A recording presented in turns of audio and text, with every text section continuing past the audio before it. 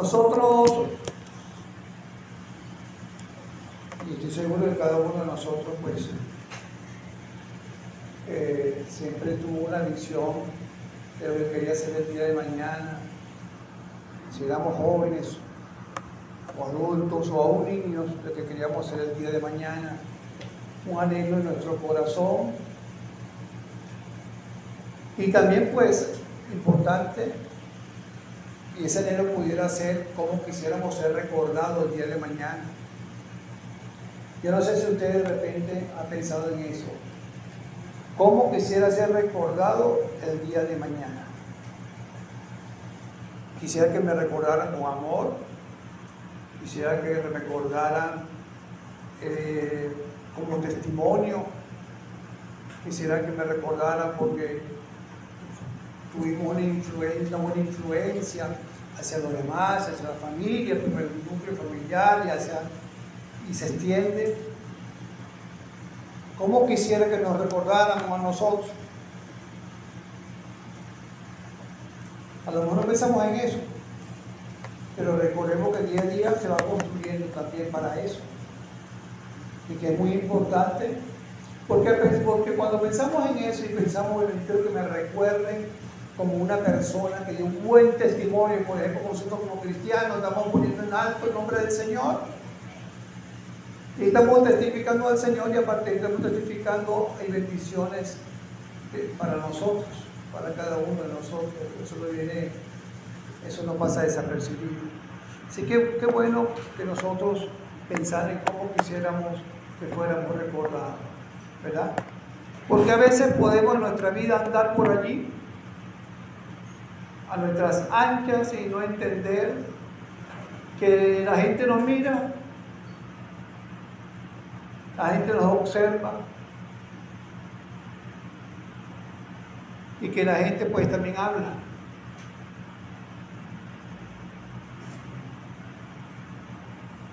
Y que nosotros debemos pues construir siempre de la mano del Señor para que lo que hable sea bueno. En estos días pues me vino a la cabeza fue la lectura en Mateo 26, 17, a partir del 17,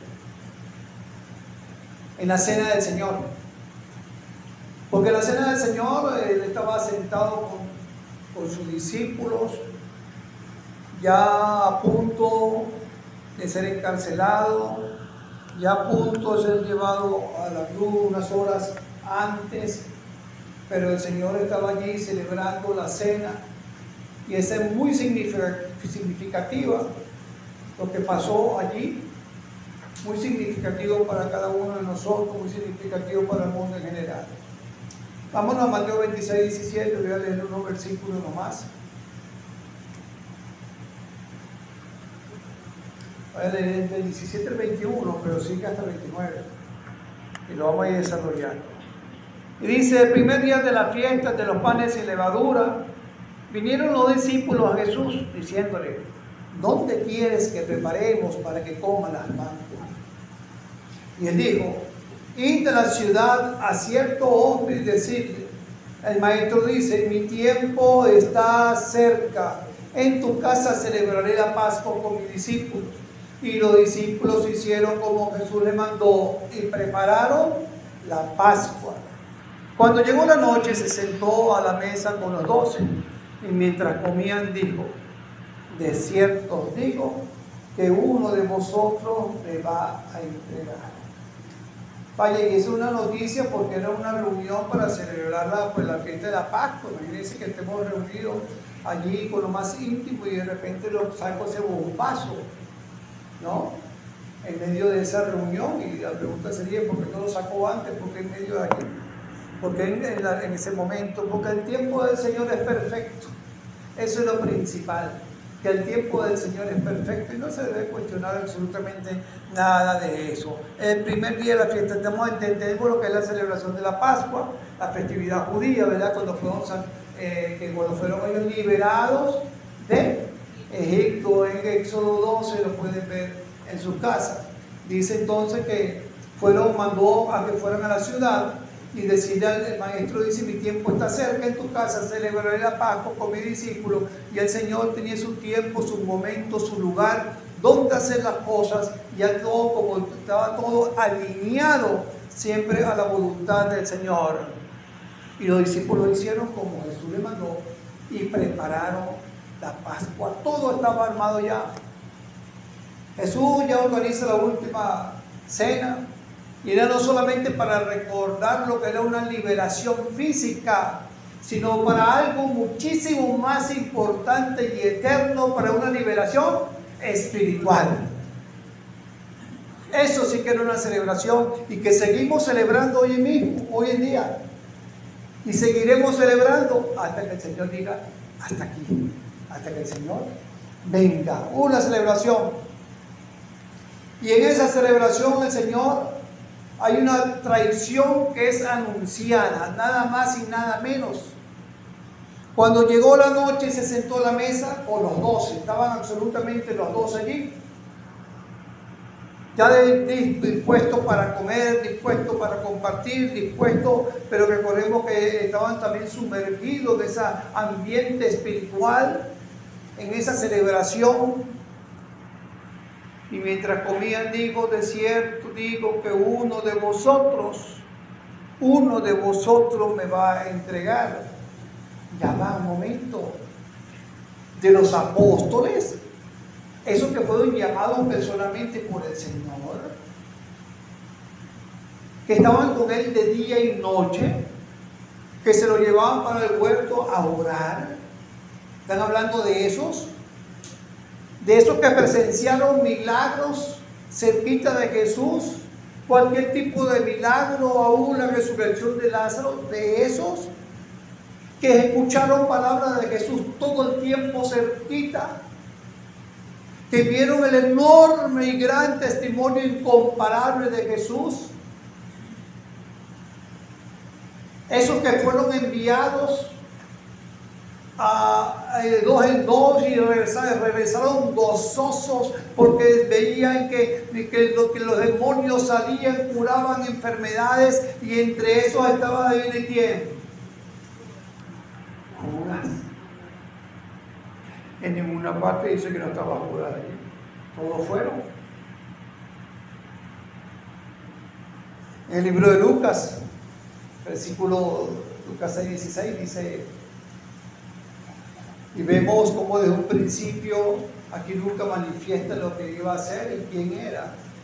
Lucas dice 6:16, Judas, hermano de Jacobo, cuando el Señor estaba escogiendo todos, apóstoles, y Judas Iscariote, el último ya, que llegó a ser el traidor, que llegó a ser, vaya, cuando uno dice que llegó a ser, a veces piensa hacer algo que llegó a ser presidente, que llegó a ser un doctor, que llegó a ser esto, que llegó a ser cosas grandes.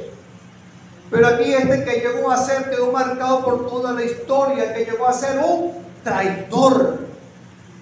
Imagínense uno como padre que quiere que los hijos lleguen a ser, lleguen a estudiar, lleguen a algo grande, lleguen a algo que... Y siempre está ahí ese deseo, pero quedó marcado por la historia, que llegó a ser el traidor.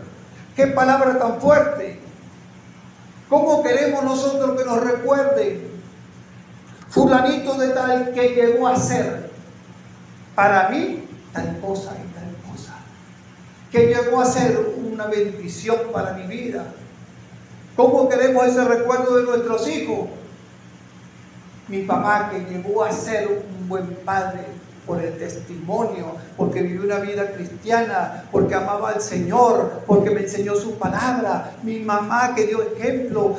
¿Cómo queremos nosotros que nos recuerden los hijos? ¿Qué quieres llegar a ser? Porque Judas fue niño, fue adolescente, fue joven, fue adulto, y así fue, pero hubo un momento en que se le cortó su vida, él mismo la cortó.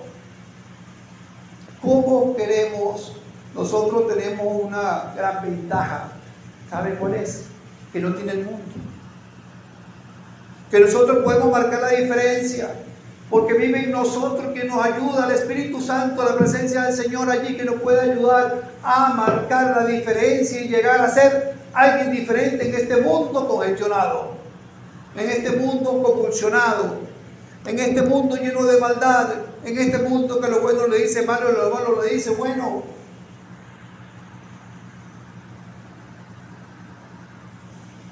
La traición de Judas fue tan significativa, ya estaba anunciada. En el Salmo 41, 9, dice: aún el hombre de mi paz en que yo confiaba, el que de mi pan comía, alzó contra mí el calcañar. Hablando y refiriéndose a Judas. Ese es David. David estaba profetizando allí, ni conocía a Judas ni nada por el estilo, pero el Espíritu Santo ya anunciaba lo que iba a hacer este traidor. Y 500 años después, en Zacarías nuevamente 11, 2 al 13, con un poco más de detalle, y le dije, si quieren leer el texto completo en su casa, voy a mencionar solamente 2 y el 13, y le dije: si os parece bien, dame mi salario, y si no, dejadlo. Y pesaron por mí salario 30 piezas de plata. Y me dijo Jehová: échalo al tesoro, hermoso precio con que me han apreciado. Y tomé las 30 piezas de plata y la eché en la casa de Jehová al tesoro. Y aquí esto de hermoso precio con que me han apreciado, sabemos que es una forma así, como diríamos, burlona, irónica, porque eso era pues, un precio no valía mucho, no valía casi nada. Esto mismo acontecimiento de Zacarías, 500 años después, pasa entonces. Aquí en Mateo 27:3, para que veamos la similitud de Zacarías al 27:5, entonces Judas, que le había entregado, viendo que era condenado, devolvió arrepentido las 30 piezas de plata, que me habla aquí en Zacarías 11:12, a los principales sacerdotes y a los ancianos. Y dice 4, diciendo: yo he pecado entregando sangre inocente. Mas ellos dijeron: ¿qué nos importa a nosotros? Allá tú. Y arrojando la pieza de plata en el templo, que sería este aquí del templo, me está hablando en la casa de Jehová, en Zacarías. Entonces vemos cómo se cumplió la profecía, se cumplió la profecía de Zacarías, en el Salmo también, anunciando este hecho tan bochornoso, tan terrible. Ahora, ¿será que Judas no tuvo la oportunidad? ¿Será como dicen por allí, que fue escogido a dedo? Tú vas a hacer malo, tú vas a hacer bueno, y escogieron: tú vas a hacer malo, Judas. Métete en la fila de los malos y tú vas a hacerte hasta traicionar al Señor. ¿Será que fue así? Pues no fue así. Judas tuvo la misma oportunidad. Judas tuvo la oportunidad de arrepentirse, pero tuvo libre albedrío para decidir. Y por su maldad en su corazón, por su corazón no arrepentido, que atesoraba amargura, maldad, fue pues que obró como obró. Fue parte del círculo cercano de Jesús, de los íntimos de Jesús. Para responder a esa gracia, a esa misericordia también que el Señor le ofrecía. Pero no hizo nada porque Jesús tuviera un impacto en su vida. No fue un acto de un destino inevitable, no, ojo con eso, sino que fue el resultado ¿de qué? De su propia elección, de lo que él eligió. Ese fue el resultado, un trágico destino. Recordemos, mis hermanos, el Señor dice: he aquí, estoy en la puerta y llamo. Si alguno oyere mi voz, yo entraré a él, cenaré con él y él conmigo. Apocalipsis 3:20. Él tocó la puerta y tocaba la puerta, pero Judas permaneció con esa puerta cerrada, aunque pasó los 3 años con Jesús. ¿Qué llevó a este hombre a eso? un hombre que compartió la maravilla, un hombre que estuvo allí a su lado. ¿Cómo es posible que la presencia tan grande de Cristo no impactara su vida? ¿Qué pasó en él? Pero bueno, vemos algunas cositas, en él algunas características. ¿Era materialista? Era materialista, tenía un amor por el dinero. Un amor por el dinero. Y ya sabemos, pero de todas maneras lo voy a leer. En Juan 12:4, 12:6. Juan 12:4, 12:6.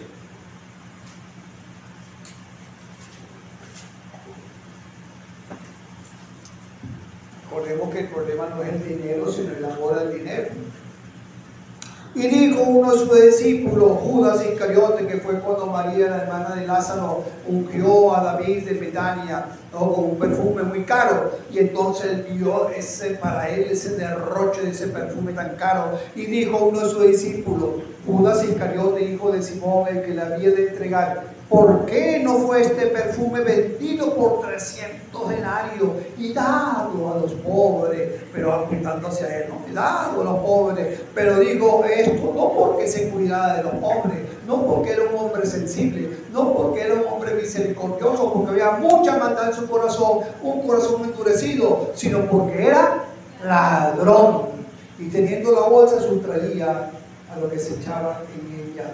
No estaba robando una panadería, no estaba robando por allí en las calles, no estaba robando un carro que dejaron, estaba robando nada más y nada menos las cosas del Señor.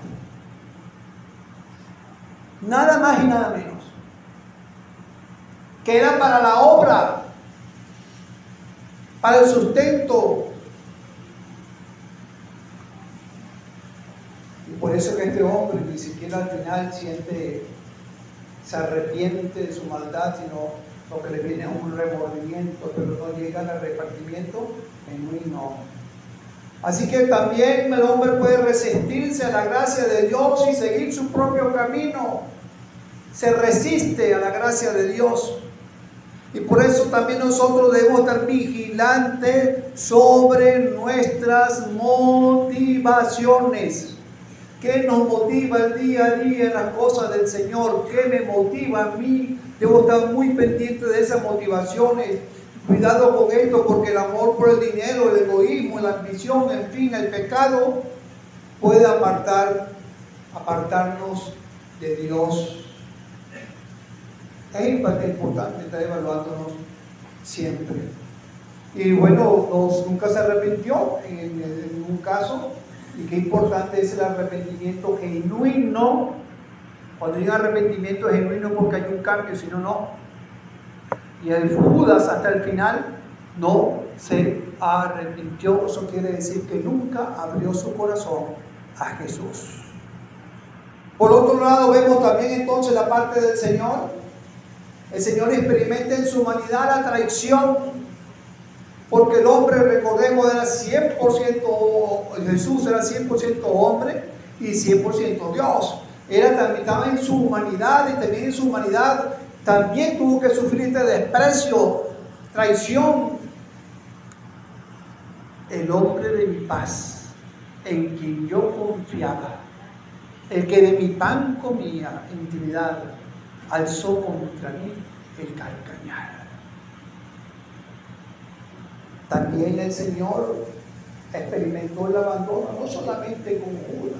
Judas fue un traidor, pero también de sus discípulos, de resto, experimentó el abandono cuando lo dejaron solo en Getsemaní, que echaron a correr. También lo experimentó.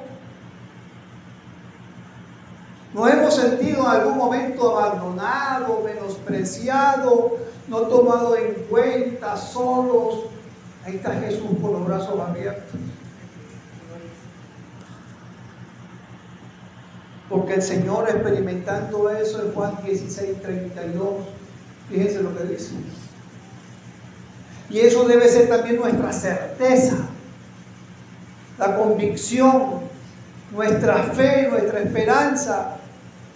Él dice en Juan 16:32, aquí la hora viene y ha venido ya en que seréis esparcidos cada uno por su lado y me dejaréis solo como soy en Semaní. Pero dice, mas no estoy solo, porque el Padre está conmigo.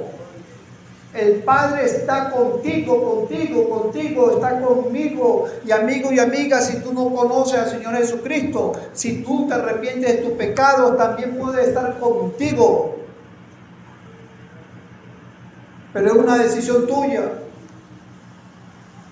Nadie te va a obligar. Así también pasaron otros, para que veamos también otros que no eran Jesús, que pasaron por circunstancias también de abandono, de desprecio, de menosprecio, como el caso de Job, por ejemplo. ¿Y qué hizo Job? Vamos a leer Job 14, Job 19:14, Job 19:19. ¿Qué enseñanza nos da? También, y Job dice acá, mis parientes se detuvieron y mis conocidos se olvidaron de mí. Los moradores de mi casa y mi criada me tuvieron por extraño.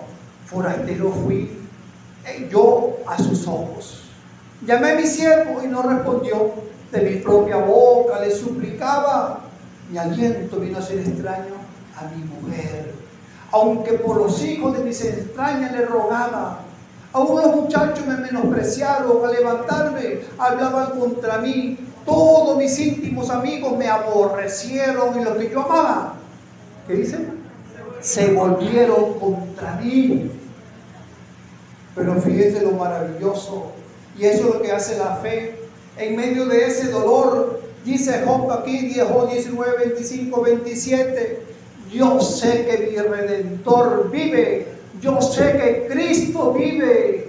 Yo sé que mi Redentor vive y al fin se levantará sobre el polvo y después de deshecha esta mi piel, en mi carne he de ver a Dios, al cual veré por mí mismo y mis ojos lo verán y no otro. Aunque mi corazón desfallece dentro de mí, yo sé que mi Redentor vive.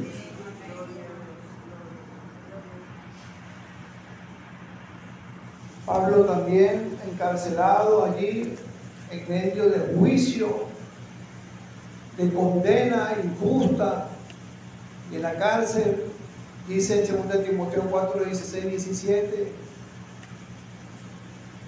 en mi primera defensa ninguno estuvo a mi lado, sino que todos me desampararon. Y dice, no les sea tomado en cuenta, pero el Señor estuvo a mi lado y me dio fuerza para que por mí fuese cumplida la predicación y que todos los gentiles oyesen, y así fui librado de la boca del león. Pero el Señor estuvo a mi lado. ¿Está a nuestro lado el Señor? Claro que sí. Y pronto estaremos con Él, más cerca que nunca, porque estaremos en su presencia, regocijándonos a su lado. Así que, ¿qué pasó cuando el Señor dice esto? Hay algo llamado la reacción, causa y efecto, que es una reacción. La causa y el efecto. Bueno, el Señor dice eso, y ¿cuál fue el efecto para todos allí? ¿Qué iban a decir los discípulos? Y dice en el 22, dice, entristecidos en gran manera, comenzó cada uno de ellos a decirles, soy yo, Señor. No dice que estaban compungidos, entristecidos en gran manera. Cuando somos confrontados por la palabra, cuando somos confrontados por algo indebido, cuando somos confrontados con algo que no debemos hacer en contra del Señor, lo mínimo que debe haber es tristeza. Y esa tristeza llevarnos al arrepentimiento. Dice que estaban entristecidos en gran manera, porque el Señor le dice, uno de ustedes me va a negar, a entregar, a traicionar, faltarle al Señor. es algo que debemos evitar y debemos nosotros tener mucho cuidado con eso. Comenzó cada uno de ellos a decirle: soy yo, Señor. Fíjense que vamos agarrando aquí, realizando bien. Dice cada uno de ellos: soy yo, Señor, soy yo, Señor, soy yo, Señor. Si vamos al número, los 11 preguntaron: soy yo, Señor, soy yo, Señor, soy yo, Señor, ¿verdad? Entonces Mateo 26, 23 dice: él respondió y dijo: el que mete la mano conmigo en el plato, ese me va a entregar. Eso nos dice que Judas tuvo que estar cerquita de Jesús para meter la mano en el plato. Fíjense en donde se puso, estaba Judas al ladito de Jesús allí para meter la mano en el plato con él, y la confianza también que había. El que de mi pan comía, dice el Salmo. Y el 26-24 nos dice: a la verdad el Hijo del Hombre va, según está escrito de él. Mas hay de aquel hombre por quien el Hijo del Hombre es entregado. Bueno le fuera a ese hombre no haber nacido. A la verdad el Hijo del Hombre. Y esto, si no sabemos, esto tiene que ver, esto nos habla mucho, es un título mesiánico que viene también desde el Antiguo Testamento de Jesús, el Hijo del Hombre. Así que él cuando dice eso, está diciendo: yo soy el Mesías. ¿Ok? Claramente. Y está en Daniel 7:13, 7:14.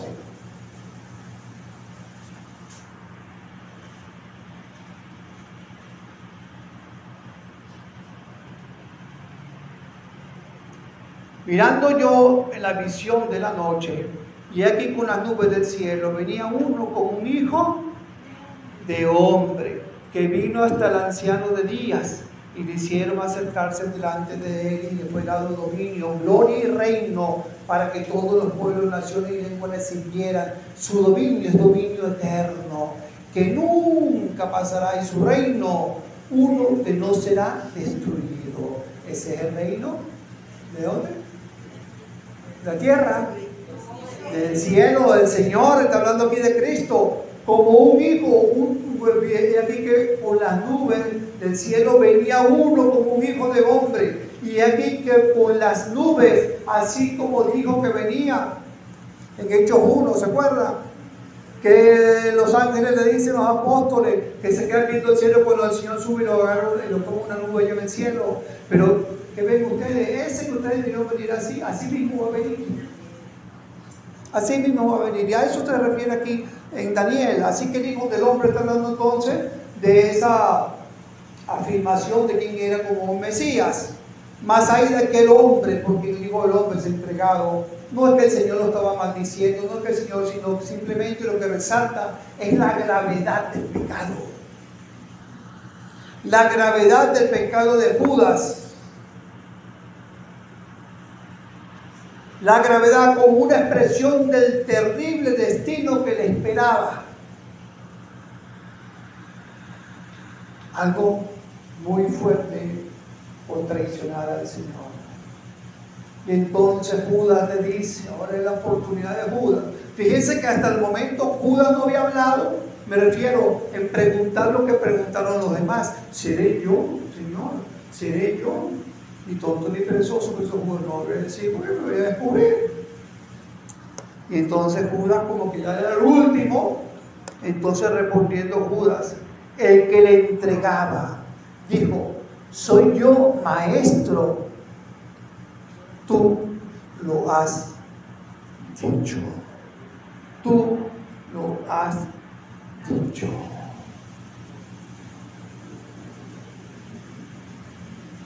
Él pregunta porque ya se siente descubierto. Ya el Señor le había dicho que lo iban a traicionar. El que le entregaba. Soy yo, maestro, es una burla prácticamente, entendiendo que Jesús conocía todas las cosas. Conocía los pensamientos, lo más mínimo, lo íntimo. Soy yo, maestro. Es una afirmación más que una respuesta hipócrita. Era una afirmación, lo que estaba haciendo allí en ese momento. una afirmación lo que iba a hacer. Así que no hubo allí, ¿hubo arrepentimiento? No hubo. Simplemente pregunta, sentirse descubierto, como vimos el domingo, como Acán, cuando Josué fue y llegó hasta allá, y entonces, ay, sí, yo me robé eso, pero porque ya se había descubierto. Y lo bueno es no esperar que nos lleguen las cosas para poder confesar delante del Señor lo que no está bien. En Juan 13:26 habla sobre este acontecimiento.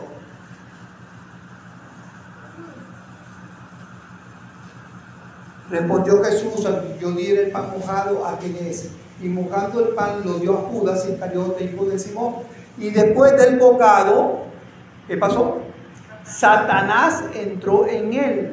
Entonces Jesús le dijo: lo que vas a hacer, hazlo más pronto. Fíjense una cosa, no es que no haya pasado, pero aquí vemos en este versículo cómo Satanás literalmente entró en Judas. Literalmente. Judas fue un gran instrumento, pero un gran instrumento para Satanás, para lo que quería hacer. Satanás entró en él.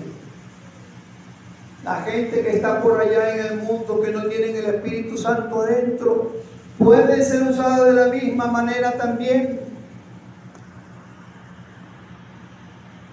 Y como hablamos en la clase, lo que nos guarda a nosotros, que tenemos el Señor viviendo, morando en nuestras vidas, y nuestro cuerpo viene a ser templo del Espíritu Santo. Pero no quiere decir que el enemigo no va a intentar derrumbarnos. Lo va a intentar. Lo intentó con Jesús. Hay que dar para nosotros. Pero ahí está el Señor con nosotros. Satanás entró en él. Y ya el Señor lo había anunciado por Juan 6:70-71. Se lo voy a leer yo rapidito, mis hermanos. Jesús le respondió: no os he escogido yo a vosotros los 12, y uno de vosotros es diablo. Uno de vosotros es diablo. Hablaba de Judas Iscariote, hijo de Simón, porque este era el que le iba a entregar y era uno de los 12. Jesús dice: uno de vosotros es diablo. Cuando vemos la palabra diablo en el griego, es la palabra diabolos, y esta palabra significa calumniador. Específicamente Satanás, pero significa calumniador. Pero andando más allá, el Señor le habló de Jesús, de Judas como diablo, que era un diablo. ¿Y será que hay diablos por allí, otros diablos? ¿Qué lo hace el diablo? Bueno, si vamos más allá, mis hermanos, vamos a ver, solamente puse estos dos ejemplos aquí, pero con esa misma palabra la vamos a ver en otros versículos. 1 Timoteo 3:11 y Tito 2:3. 1 Timoteo 3:11 y Tito 2:3. En 1 Timoteo 3:11 dice: las mujeres asimismo sean honestas, no calumniadoras. Si uso la palabra en griego, no diablos. ¿Sí se entiende? No diablo, o la palabra que es diabolos. No calumniadoras, sino sobrias, fieles en todo. Tito 2:3. Las ancianas asimismo sean reverentes en su porte. No diabolos, no calumniadoras, no esclavas del vino, maestras del bien.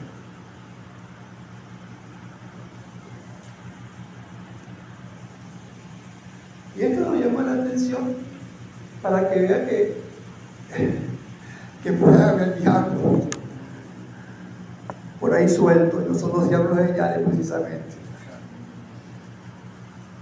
Hay que tener, por eso revisar, que el Señor nos dice: no hagan esto, no hagan las otras cosas. Es porque podemos caer en un estado espiritual que, aunque no lo sepamos, es delicado, es triste, y no nos habla de comunión. El problema de Judas, entonces, viendo la característica que tuvo también anteriormente, es que nunca dejó ser impactado por el Señor. Vamos a revisar dos versículos. Acá, en Mateo 26, 22, ya lo leímos en 26, 25, y vamos a ver una diferencia. ¿Ya?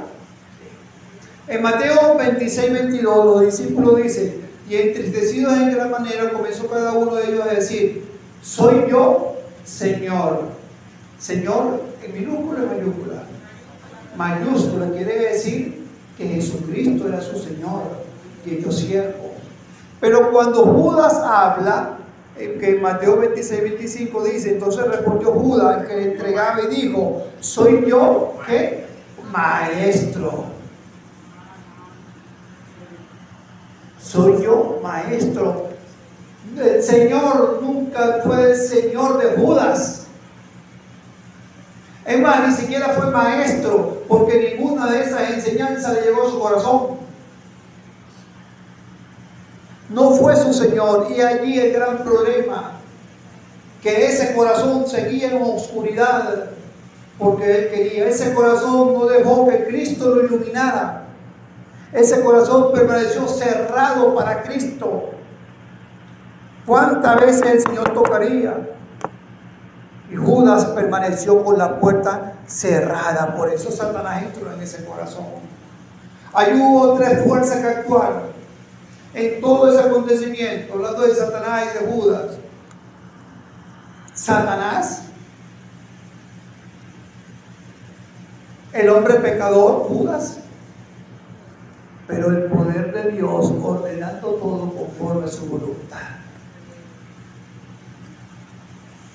Porque ni Satanás ni Judas pudieron cambiar los planes del Señor. Ni Satanás con su poder ni Judas pudieron torcer lo que ya el Señor tenía dispuesto. Nadie pudo cambiar lo que el Señor quería para cada uno de nosotros. Así que bueno, dice en Mateo 26, 24, la verdad el Hijo del Hombre va. O sea, se va a hacer según está escrito, dice, eso va a continuar. Pero lo demás, lo que le viene a Judas, era producto de su elección. Y 26 dice, y mientras comían, tomó Jesús el pan y bendijo y lo partió y dio a sus discípulos y dijo, tomad, comed, este es mi cuerpo. Tomad, comed, este es mi cuerpo. En 22, 17 de Lucas, no lo busquen. Y tomó el pan y dio gracias y lo partió y les dio diciendo, este es mi cuerpo que por vosotros es dado, hacer esto en memoria de mí. Y aquí el Señor nos habla, nos menciona de recordarlo todo el tiempo que lo hagamos también. Este es el cuerpo que por vosotros es dado. El pan simboliza pureza, redención, también aflicción. Si vamos a Éxodo, la levadura, el pan sin levadura, que es lo que estaban celebrando ellos allí, simboliza la corrupción. Eliminar la levadura de las casas, mandaba inclusive Israel, el mandado de Israel a vivir en santidad a través de esta simbología de los panes sin levadura, la hacen transparente. Eso en el Antiguo Testamento. En el Nuevo Testamento, en ese nuevo pacto, el Señor dice, este es mi cuerpo que por vosotros es partido. Y tomando la copa y habiendo dado gracias, dijo, bebed de ella todos, bebed de ella todos. El vino simboliza gozo, pacto, consagración. Se utilizaba también en la ofrenda de libación, el número 15, 5 al 10. Se derrama vino con su sacrificio, en Éxodo 29, 40. También simboliza consagración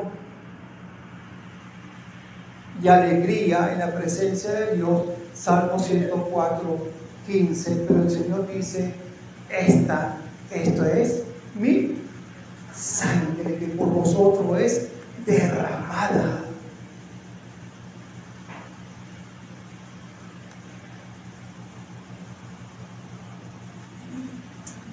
Vemos el vino en los pactos, También si quieren buscarlo más adelante, vimos que el vino y el pan estaban presentes cuando Melquisedec se presentó a Abraham, que vino de liberar a Lot.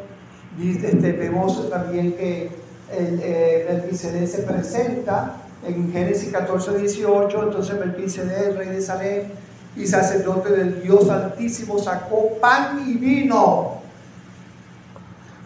y le bendijo diciendo: bendito seas Abraham del Dios Altísimo, creador de los cielos y la tierra, y bendito sea el Dios Altísimo que entregó tus enemigos en tu mano. Y le dio a Abraham los diezmos de todo. Pero Melquisedec le salió con el pan y con el vino, que estaba prefigurando el sacerdocio de Jesús. Y para concluir, vemos el 29.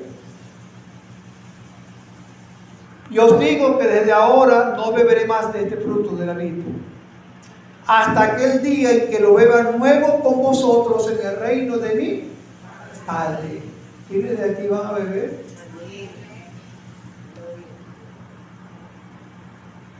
Y lo vamos a beber con el Señor, y dice que lo beba nuevo, completamente nuevo, en ese reino mesiánico. Estamos invitados nosotros a participar, y eso es la esperanza que nos mueva. Y el Señor allí en medio de todo dice: sí, esta es mi carne, esta es mi sangre que va a ser derramada. Y había hablado todo lo que iba a ser entregado y todo lo demás. Pero allí mismo también da una esperanza. Allí mismo también hay un nuevo pacto. No el pacto por obras, porque no tuviéramos ninguno aquí, sino el pacto por la gracia, por la misericordia del Señor.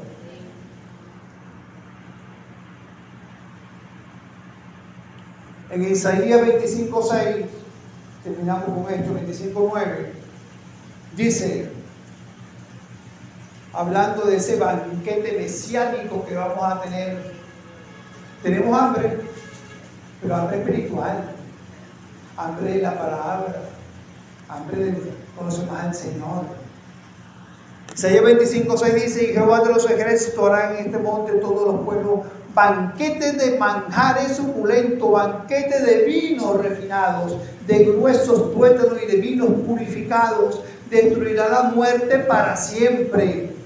Y enjugará Jehová el Señor toda lágrima de todos los rostros, y quitará la afrenta de su pueblo de toda la tierra, porque Jehová lo ha dicho. Y se dirán aquel día: he aquí, este es nuestro Dios, le hemos esperado y nos salvará. Este es Jehová quien hemos esperado, nos gozaremos y nos alegraremos en su salvación.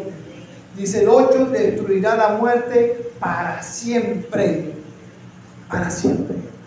Así que bueno, esa es nuestra esperanza, mis hermanos queridos, en medio de todo el Señor. Concluye ahí esa cena con una esperanza enorme, que es la razón por la cual también nosotros debemos confiar, creer que allá arriba pues tenemos ese lugar que nos espera, ese banquete que vamos a tener con nuestro Señor. Pero también, amigo y amiga que no conoces al Señor, déjame decirte que tú también puedes estar en ese banquete. Solamente arrepiéntete de tu pecado, confiesa tu pecado, no a hombres, sino al Señor, que es el que puede perdonar tus pecados y te limpia de toda maldad. Y dice entonces que tendrás el regalo de la vida eterna. No hay otra manera. Con la carga de pecado que tienes no puedes entrar en el reino de los cielos. Por eso vino Jesús como mediador entre Dios y el hombre. Es Él, el único que puede mediar entre Dios y el hombre. No hay más nadie, sea hombre ni mujer, no hay más nadie que sea mediador. Así que bueno, ya recordemos el sacrificio del Señor. ¿Cómo nosotros podemos entender ese nuevo pacto en nuestras vidas? ¿Cómo lo entendemos? ¿Cómo cuidarnos nosotros en mantenernos como el Señor manda? Entender también pues que el Señor nos manda a recordarle también siempre un acto de comunión con Cristo, y que debemos nosotros también llamarnos eso también a la unidad. Estamos llamados a vivir unidos siempre hasta que estemos allá en la presencia del Señor. Amén.